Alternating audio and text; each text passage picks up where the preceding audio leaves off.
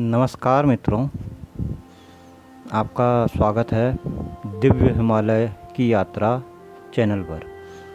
हिमालय संसार के सभी पर्वत श्रृंखलाओं में अत्यंत पवित्र और दिव्य पर्वत है। यह लगभग 2500 किलोमीटर में फैले भूभाग को आच्छादित करता है। यूँ तो हिमालय का अर्थ हिम अर्थात बर्फ़ का घर होता है, किंतु हिमालय हिम के समान निर्मल, शुद्ध, पवित्र है। युगों से हिमालय की गोद में रहकर योगी, ऋषि, मुनि यहाँ साधना करते आए हैं। यहाँ ज्ञान विज्ञान की खोज करते रहे हैं तथा संसार का कल्याण करते आए हैं। हिमालय सदा से ही विश्व का सिरमौर रहा है। यहाँ की दिव्यता एवं आध्यात्मिकता जिज्ञासुओं को आकर्षित करती रही है। यहाँ के संत और बाबा सदा से ही लोगों को लिए आश्चर्य का विषय रहे हैं। इस दिव्य हिमालय की यात्रा के माध्यम से हमारी टीम आपको यहाँ के महान ऋषि एवं बाबाओं के बारे में जानकारी प्रस्तुत करेगी। दिव्य हिमालय की यात्रा का मकसद आपको यहाँ के महान सिद्धों के बारे में जानकारी देना, उनके आश्रम एवं मंदिरों के बारे में आपको बताना एवं वहाँ की मान्यता और पहुँचने के तरीके भी आपको इस चैनल के द्वारा बताए जाएंगे।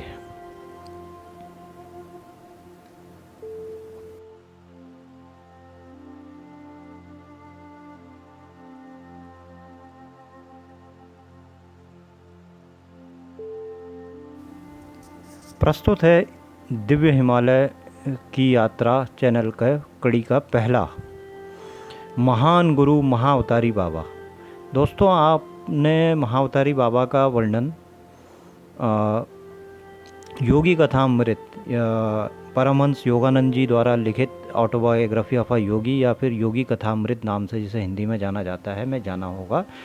उसी सिलसिले में मैं आपको एक और कहानी महान गुरु महाअवतारी बाबा के बारे में बताने जा रहा हूँ। तो मित्रों, ये बात लगभग आज से 120 साल पुरानी है।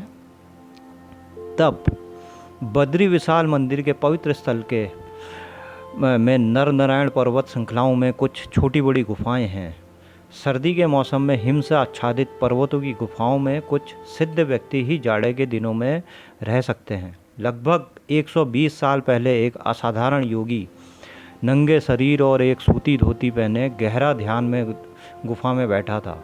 यह योगी महज 19 साल की आयु में अपने महान गुरु बाबा जी की छत्र छाया में यहाँ क्रिया योग का अभ्यास कर रहा था। यकायक सीधी खड़ी चट्टानों की कगार पर एक वृद्ध गुफा के सामने के सपाट पत्थर पर घसीटता हुआ चला आया। उसकी सफ़ेद दाढ़ी में मेहंदी लगी थी और उसके लबादे से साफ जाहिर हो रहा था कि वह मुसलमान फ़कीर है। ठंड और भूख से वह लगभग मूर्छित हो गया था। उसकी दृष्टि जैसे ही 19 वर्षीय योगी पर पड़ी, उसका सारा दर्द और कष्ट मुस्कान में बदल गया और उसने कहा, अल्लाह महान है, और उस योगी को गले लगा लिया। युवक की समाधि टूटी और उसने उस बूढ़े फ़कीर को दूर छिटका और क्रोधित हो कहा, तुम्हारी हिम्मत कैसे पड़ी, दूर हटो। फ़कीर गिड़गिड़ाया, मुझे अपनी बात कहने का मौका दें। युवा योगी बोला, चले जाओ, मुझे अपना ध्यान फिर से शुरू करने से पहले नदी में स्नान करना पड़ेगा। तुम्हारे जैसे मांस भक्षी असभ्य के लिए यहाँ कोई जगह नहीं है, चले जाओ। फ़कीर ने कहा, महाराज, मैं एक सूफ़ी हूँ, नक्शबंदिया घराने के एक महान सूफ़ी संत का शागिर्द हूँ। 6 महीने पहले मेरे गुरु की मृत्यु हो गई। मरने से पहले उन्होंने मुझसे कहा था, दोस्त, जहाँ तक मैं तुम्हें ले जा सकता था वहाँ तक तुम पहुँच गए हो। इसके आगे का सफ़र के लिए तुम्हें हिमालय में बद्री के पास एक पहुँचा हुआ युवा योगी रहता है, उसकी मदद मांगो, क्योंकि इस वक्त ऐसा कोई भी सूफी संत नहीं है जो तुम्हें अगली ऊंची हद तक ले जा सके। आपको पाने से पहले 2 महीनों तक मैं बेहद दुखों और तकलीफ़ों से गुजरा हूँ। आप मुझे अपना शिष्य स्वीकार कर लीजिए तो मेरे प्राण शांति से निकल जाएंगे। मैं आपसे भीख मांगता हूँ। युवा योगी ने कहा, मैं तुम्हारे गुरु को नहीं जानता, मुझे ऐसा कोई निर्देश नहीं मिला है और फिर मैं किसी भी को शिष्य नहीं बनाता। मेरा रास्ता छोड़ो और मुझे नदी में स्नान के लिए जाने दो। फ़कीर गिड़गिड़ाया, अच्छी बात है, अगर आपका यही अंतिम फैसला है तो मैं अब जिंदा नहीं रहना चाहता। मेरा एकमात्र जीवन का सपना टूट गया है। मैं नदी में कूदकर अपनी जान दे दूंगा। तुम्हें जो करना है करो, योगी ने दृढ़ता के साथ कहा। फकीर ने योगी के चरणों में साष्टांग प्रणाम कर विदा ली और आंखों में आंसू भरे नीचे बहती अलकनंदा की तरफ चल पड़ा। उसने परम पिता से पथ प्रदर्शन की प्रार्थना करते हुए हरहराती नदी की धारा में फेंक अपनी जीवन लीला समाप्त कर ली। युवा योगी ने सोचा उसने जो किया ठीक किया और उसे इसका कोई पश्चाताप नहीं था। वह नदी किनारे बैठ स्नान कर अपनी गुफा की तरफ प्रस्थान करने लगा। तभी एक आवाज़ जो कि चिरपरिचित थी उसे आई। मधु, यह महाअवतारी बाबा की आवाज़ थी। जैसे सांझ में उजाला हो गया हो और बाबा जी तभी प्रकट हुए। बाबा जी लंबे गोरे लगभग यूरोपीय लोगों जैसी रंगत वाले थे। वह लगभग 16 साल की उम्र के लगते थे। एक धोती के अलावा उनके हृष्ट पुष्ट गठीला शरीर नंगा था। वे नंगे पैर थे और बड़ी मनोहरता से चलते थे। उन्होंने महाअवतारी बाबा जी ने कहा, बेटे, यह तुमने क्या भयंकर कृत्य कर डाला। मेरे बच्चे, अपने पर संयम रखो। चलो हम तुम्हारी गुफा तक चलें। गुफा में पहुंचकर बाबा जी ने कोमलतापूर्वक कहा, क्या मैंने तुम्हें हमेशा नहीं बताया कि बात करते समय ध्यान रखो कि जो तुम कहने जा रहे हो वह किससे कह रहे हो और किस परिस्थिति में। तुम्हें थोड़ा और धैर्य दिखाना चाहिए था और वह वृद्ध जो कहना चाह रहा था उसे ध्यान से सुन लेना चाहिए था।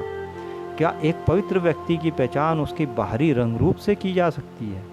जैसा कि मेरे महान शिष्य कबीर ने कहा है, क्या तुम तलवार से ज़्यादा मयान को महत्व दोगे? तुमने भगवान के महान भक्त को दुख पहुंचाया है। एक क्षण में तुमने इतनी सालों के अपने तप के पुण्य को गंवा दिया।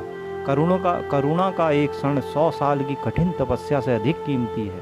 तुम्हें इसकी भरपाई करनी होगी। युवा शिष्य ने शांत भाव में कहा, गुरुजी, आप जो भी कहें मैं करने को तैयार हूँ। महाअवतारी बाबा जी पुनः बोले, उस फकीर की आध्यात्मिक ज़रूरतों का मैं ख्याल रखूँगा। तुमने अपने अहंकारपूर्ण व्यवहार से अपनी आध्यात्मिक प्रगति को रोक दिया है और फिर से रास्ते पर आने का एक ही उपाय है कि तुम भी उन्हीं दुख, दर्द और कठिनाइयों से गुजरो जिसका सामना उस फकीर ने किया था। अतः खेचरी मुद्रा की अंतिम क्रिया करने की कृपा करो की तैयारी करो और आज्ञा चक्र से अपने प्राणों को निकल जाने दो। हम तुम्हारी आत्मा का पथ प्रदर्शन करेंगे कि वह ऐसी परिस्थितियों में पैदा हो कि तुम्हें उस गरीब आदमी की सी परेशानियों का सामना करना पड़े। आपकी इच्छा मेरे लिए हमेशा आज्ञा रही है।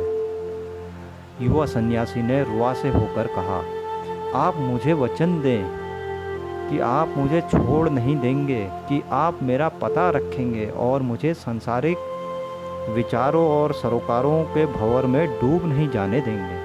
महान गुरु ने कहा, मैं यह वचन देता हूँ, मेरा एक और शिष्य महेश्वर नाथ तुम्हारे अगले जन्म के प्रारंभिक दिनों में ही तुम्हारे पास आएगा और तुम्हारा पथ प्रदर्शक होगा। भविष्य के जीवन में कभी तुम मुझे भी देखोगे और मुझसे बात करोगे जैसे तुम अभी कर रहे हो। लेकिन अब जल्दी करो क्योंकि जाने के लिए यह समय अच्छा है। मित्रों, प्रस्तुत अंश हिमालयवासी गुरु के साय में एक योगी का आत्मचरित्र नामक पुस्तक, जो कि श्री एम द्वारा लिखित है, के द्वारा उद्धृत है। और यह पुस्तक में लेखक का महाअवतारी बाबा के साथ साक्षात मिलन हुआ है। धन्यवाद।